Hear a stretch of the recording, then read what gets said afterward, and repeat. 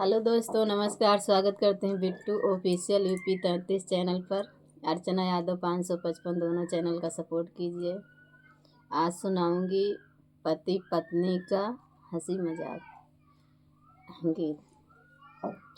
लाई के दिहले सजनमा हो सखी खन कई कांगनामा।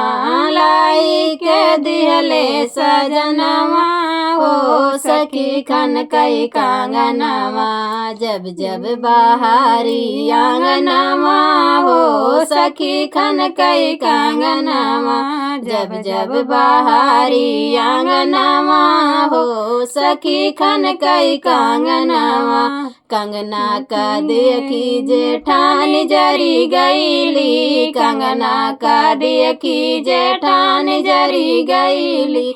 सासू ननद आगे मुहवा फूलवली। सासू ननद आगे मुहवा फूलली। सब करे बदलल बिचारवा हो सखी खन कई कांगनामा।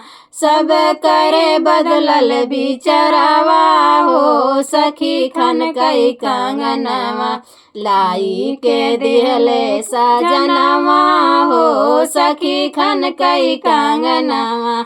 लाई के दिहले सजनामा हो सखी खन कई कांगनामा। कंगना का देखी देवरान जरी गईली। कंगना का देखी देवरान जरी गईली। सासू ननद आगे मुहवा फूलवली। सासू ननद आगे मुहवा फूलवली। सबही के बदलल बिचारवा हो सखी खन कई कांगनामा।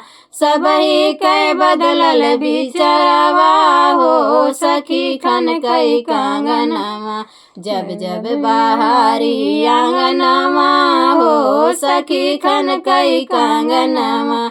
जब जब बाहरी आंगनामा हो सखी खन कई कांगनामा।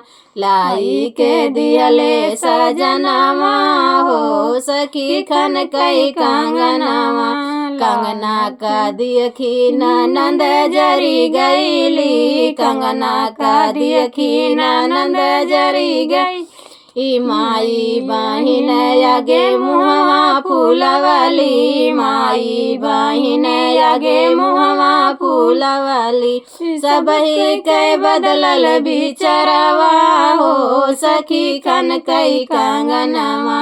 सबही के बदलल बिचारवा हो सखी खन कई कांगनामा। लाई के दिहले सजनामा हो सखी खन कई कांगनामा। लाई के दिहले सजनामा हो सखी खन कई कांगनामा।